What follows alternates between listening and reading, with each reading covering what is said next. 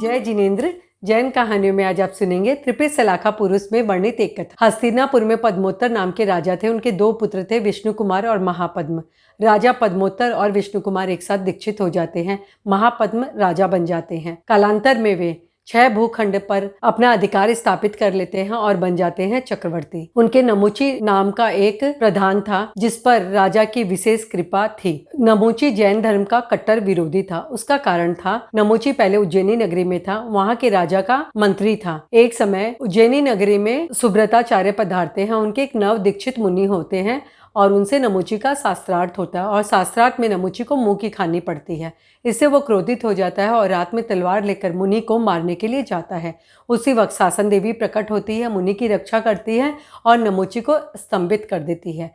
प्रातःकाल जब राजा को इस बात की जानकारी मिलती है, उज्जैनी नरेश ने नमुची को अपने नगर से निकाल दिया। वहां से चलकर नमुची पहुंच जाता है हस्तिनापुर। अपने गुणों से राजा महापद्म को प्रसन्न कर लेता है और उनका प्रधान बन जाता है। राजा महापद्म का उन पर विशेष अनुराग था। वे उनसे प्रसन्न रहते थे। एक समय प्रसंगवश उन्होंने इच्छित वर मांगने को कहा नमुची से। नमुची ने कहा, समय आने पर मैं मांगूंगा। संयोग की बात है, हस्तिनापुर में सुब्रताचार्य का पदार्पण होता है। जैसे ही नमुची को इस बात की जानकारी मिलती है तो उसका वैर जागृत हो जाता है और वह राजा महापद्म के पास जाता है और कहता है, मैं 7 दिन के लिए राजा बनना चाहता हूँ हस्तिनापुर का। राजा ने अपने वचन की लाज रखी और नमुची को राजा बना दिया। राजा बनने के बाद नमुची ने एक यज्ञ किया। दूर दूर से लोगों को आमंत्रित किया। सभी राजा नमुची के लिए नव राजा बनने के उपलक्ष्य में वेट ला रहे थे, लेकिन उसमें सुब्रताचार्य नहीं आते। नमुची ने सुब्रताचार्य को बुलाया।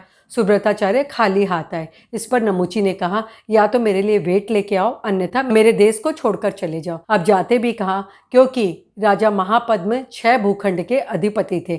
6 भूखंड के अलावा सुब्रताचार्य के पास जाने के लिए कोई स्थान नहीं था। उन्होंने बड़ा समझाने का प्रयास किया नमुची को, लेकिन नमुची नहीं मानता है। अंत में सुब्रताचार्य को याद आती है विष्णु कुमार स्वामी की। विष्णु कुमार स्वामी साधना में रत थे। संतों को भेजकर उन्हें बुलाया। विष्णु कुमार स्वामी आते हैं, नमुची को समझाने का प्रयास करते हैं, लेकिन नमुची नहीं मानता।